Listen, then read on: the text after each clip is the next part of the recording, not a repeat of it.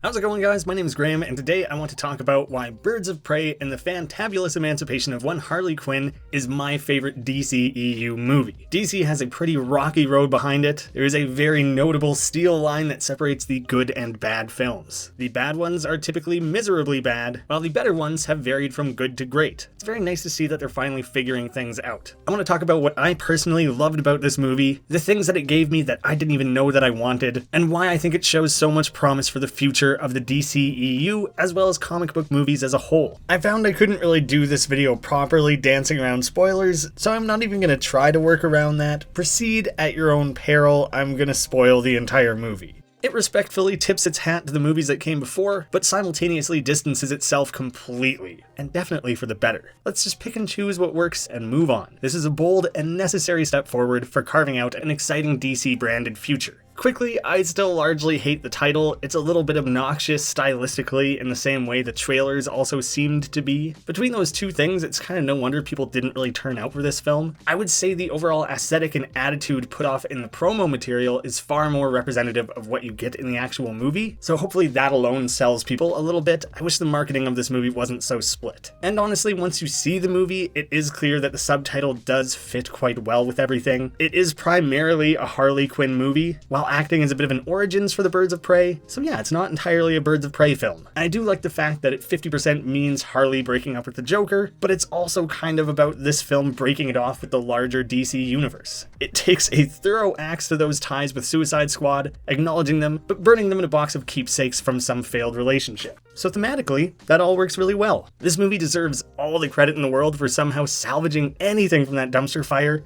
and creating a wholly unique aesthetic that is unlike anything else I've ever seen. Maybe it's still a little too loud for people, but in what other genre of film are we going to explore weird new ideas like this, if not in movies full of weirdos dressing up in costumes to punch one another? Like, I've seen people complain about the whole breakfast sandwich scene. Oh, it's out of place. Who wants to see someone make a breakfast sandwich? What is the point? Just kind of why? And if that ruins things for you, then I'm not exactly sure what you want from movies. It's silly, satisfying to watch, and it satirizes the concept of someone losing, chasing, and possibly avenging a MacGuffin before literally introducing this movie's MacGuffin. It also adds a level of levity and relatability to this otherwise wicked character. You can't help but love this hungover wreck who just wants to gorge on some eggs and cheese. This movie isn't dark and brooding or unwilling to have fun. Just look how bright everything is. Not just the color choices, but the overall aesthetic. It's so far removed from other DC movies. I don't know how they took the grungy, dumpy, hot topic look of Suicide Squad and made equally weird choices in a way that I liked instead of hated.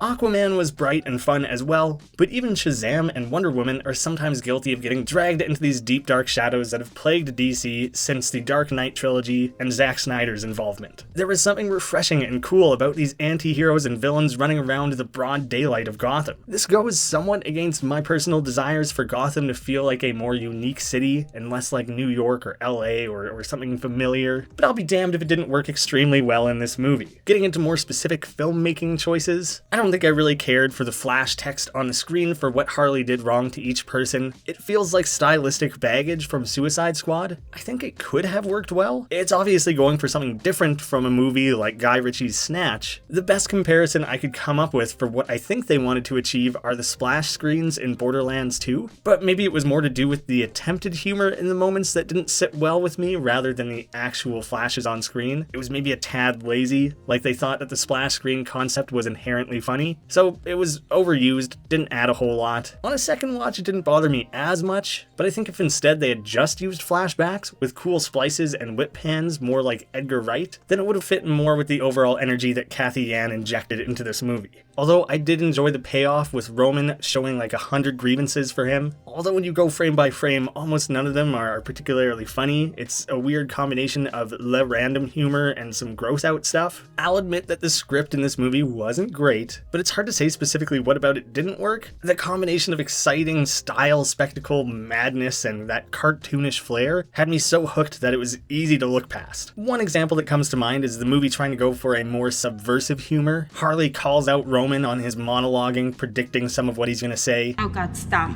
You're gonna do that thing where where you open up a weird-ass case of torture devices while inexplicably detailing your master plan. I feel like I've seen this particular kind of script flip joke done a dozen times at this point, so while it's a funny idea, it didn't quite land, but it is still fun just to see Harley be a shit disturber and Roman react so strongly to it. But I contrast that with something like this moment in Shazam. As I feast on your heart. Are you making some my big evil guy speech right now or something? You're like a mile away from me right now. The generally so-so writing and humor certainly didn't ruin the movie, and everything else worked so strongly that the writing only came to mind when I was searching for something to complain about. I don't want to pretend the movie's 10 out of 10 perfect, but I think DC has been so far away from attaining that this is still the closest they've come. The directing at large in this movie deserves so much recognition. Yes, Zack Snyder does really cool moments, and Taika Waititi did some amazing things with Thor Ragnarok. Once again, Aquaman is really cool to look at. Yet all of those movies still have a blockbusteriness about them that isn't necessarily a bad thing, but it's definitely present. This movie was an unbelievable fusion of that indie outside-the-box quirkiness, but brought to life with the larger budget of a blockbuster franchise. It's hard to quantify or pinpoint. The costumes and production design and everything are clearly so strong in this movie, but it's definitely the directing that brings it all together. Suicide Squad had a lot of style, but it made me want to puke. I hate looking at this movie. It's like a 50-year-old dad trying to impress their 14-year-old kid with what they think hip and cool would look like. On the other hand, Kathy Yan seems like she really has her finger on the pulse and knows what hip and cool feels like, and is the trendsetter who is now deciding what hip and cool looks like. I really hope she makes another Birds of Prey or Harley movie, but in general, I will just watch anything she makes after this. If I'm going to give any credit whatsoever to Suicide Squad, it was the performances of Robbie, Smith, and Courtney who really carried that movie. I really dislike Jai Courtney at large. Somehow that is his best role. I really loved him as Captain Boomerang. So if you're going to salvage anything from that movie, Margot Robbie was the right choice. The core cast here is fantastic. Black Canary was a straight up badass and was somehow the coolest person in the room every time she was on screen. It might look a little bit extra, but somehow everything about it just worked. The idea of Huntress being raised as a recluse turning her into this socially awkward woman who has to practice delivering her cool one-liners was amazing. Do you know who I am? Do you know who I am?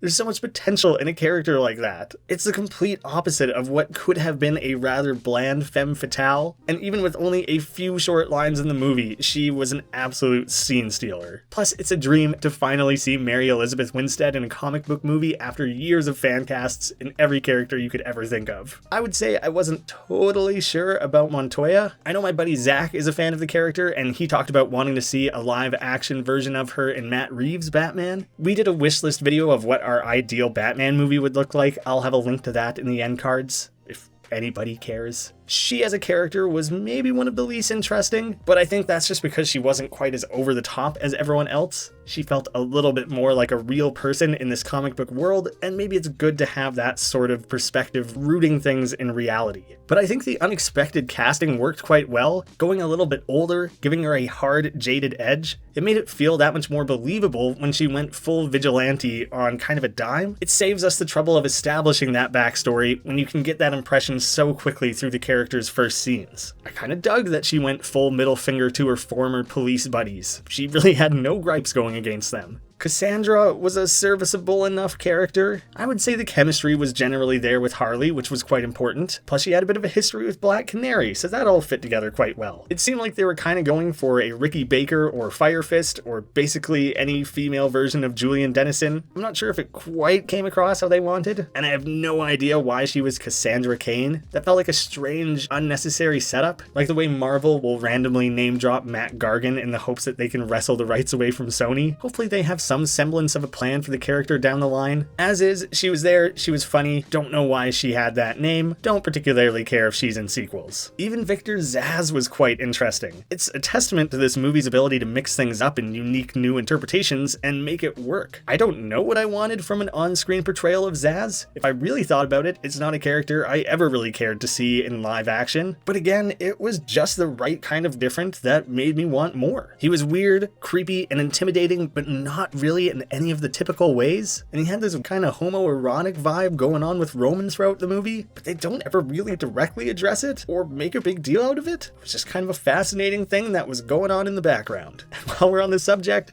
Where do I even begin with Ewan McGregor's Black Mask? In all the promo material, it seemed like such a mismatch and mishandling of the character. Instead, Ewan chewed the scenery and made it possibly my favorite on-screen villain in ages. His performance was intoxicating. I could not get enough of it. Plus, his final transformation, putting on the mask and doing a sinister voice, is all I was hoping for and more leading into that finale.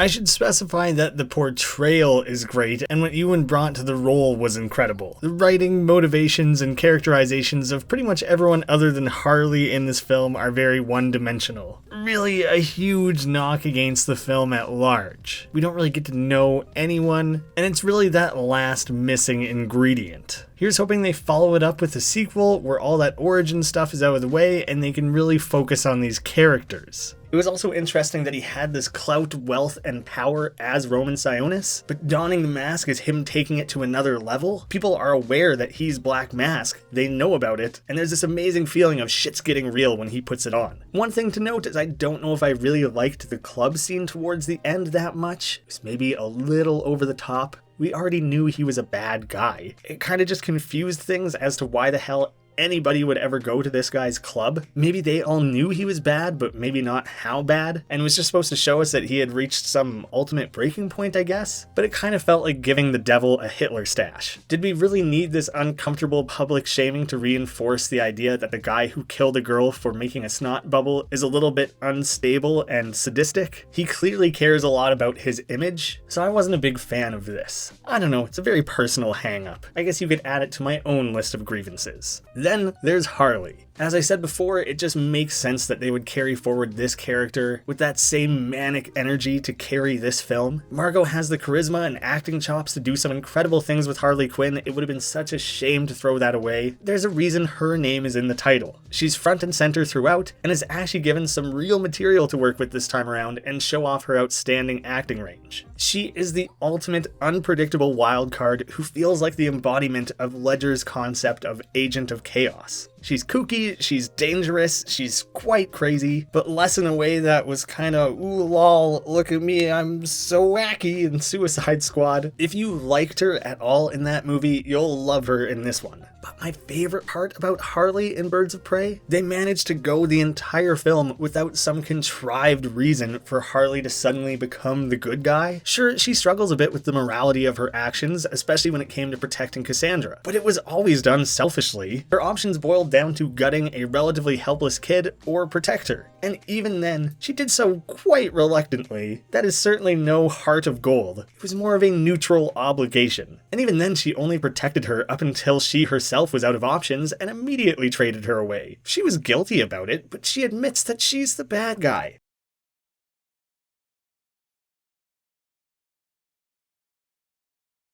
That's just how she's gonna deal. I don't need or want my villains to bounce back and forth between good and evil. It is okay to make a movie where someone starts bad, is bad throughout, and ends bad. There's no redemption here, which makes it that much better if she ever plays opposite of an actual hero. Something else I'm only thinking to include just now while reviewing the footage, I thought it was really cool that they actually draw on the fact that she is a professional psychiatrist. Sprinkling that in here and there is really neat. I don't know nothing about no diamond. The inflection in your voice, the way you can't hold eye contact, and the fact that you're a filthy little thief all suggest that you do. As this movie was ramping up, I was getting more and more on board with what they were doing, and suddenly we had this grocery store scene. It was kind of comical and weird to see this villain walking around shopping, and I was preemptively suspending my disbelief since she had apparently just recently spent the last of her money on that life-saving breakfast sandwich. As my brain was kind of filling in the plot ahead of what was happening on screen, I certainly didn't expect the movie to show them checking out of the grocery store. That could have been funny, have some quick little sight gags, but probably not worth it, especially for the minor plot hole it causes. Instead, I'm not shopping at this store. I'm robbing the store.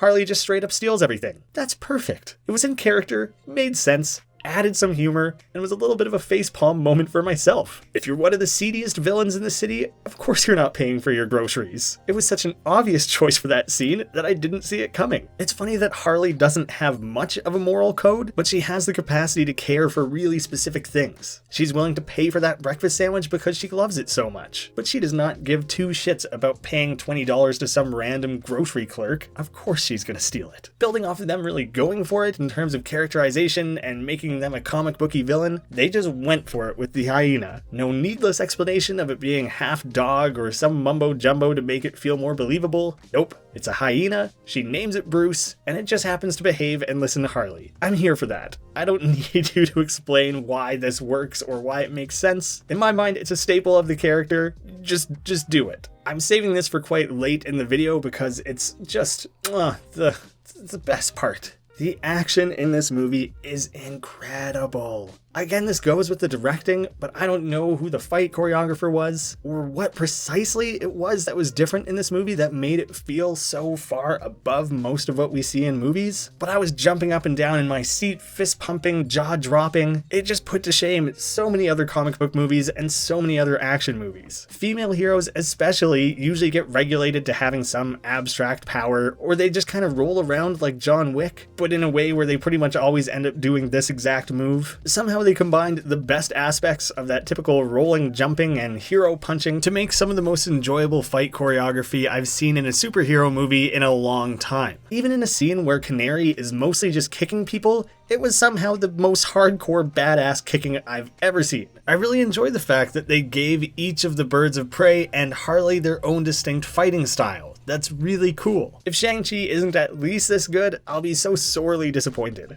This movie and Harley as a character are trying to establish the fact that she is lethal, she is dangerous, and she doesn't need the Joker. Based on Suicide Squad, she just kind of seemed like a regular person, and it seemed like most C-level heroes could easily kick her ass. Birds of Prey made Harley Quinn lethal. Seeing her acrobat around showed some serious ability and made her feel much more capable. But the absolute best scene in the movie is her single-handedly taking down a police station and showcasing that she can be a real threat. Definitely not a sidekick. She is her own force to be reckoned with. The movie does a cool job of driving that message home both for the character and the audience. This scene was already so kick-ass, chaining together reloads and these devastating blows, but made over the top and goofy in a way that's very exciting to watch, but also something that feels in line with Harley. It's just a thing of beauty. And it largely highlights part of what I think is best about this movie and why it's the best DC movie. Just the concept of a villain strolling into a police precinct and wrecking shit feels straight out of a comic. There's nothing like intentionally getting caught and pulled into the station. It's not done like some weird heist or massive shootout with a team of characters needing to back them up. Run, Piggy, run!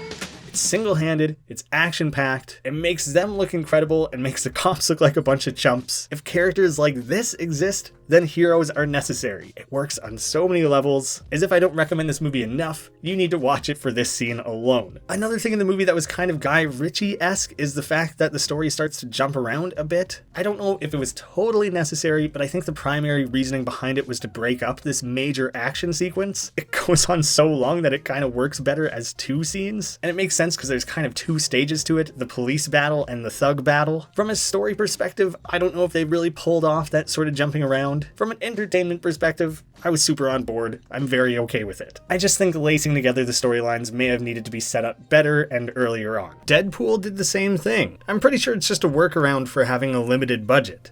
The climactic ending of the showdown at Amusement Mile was awesome. I'm so glad that they went to Amusement Mile. That's just awesome in its own way. The team then fought through this goofy playhouse full of bouncy balls and who knows what else, bashing their way through a horde of masked goons, which feels almost exactly like something from the old animated series or the Arkham games. Each crime boss has their own goons who thematically dress to match them. That is just goofy as all hell, but something that's been missing since Schumacher's Batman movies. There's just something so Gotham about that. I didn't realize how much I needed it, and I'll be very disappointed if Matt Reeves doesn't continue forward with that. I don't care if these thugs feel like real people following orders with their own personalities and trying to work their way up in the criminal ranks. They should be fanatics who are deeply seated in this criminal underbelly, entrenching themselves in these bitterly loyal rivalries. Overall, I think Birds of Prey knew what it wanted and needed to be more than any other DCEU movie, and remained tonally consistent with the weirdest, most off-brand tone there is. It didn't bother escalating the stakes to some world-ending threat. There's no third act CGI final battle that derails the movie. It delivered on just about anything I could have asked for, and provided so many things that I didn't realize I wanted.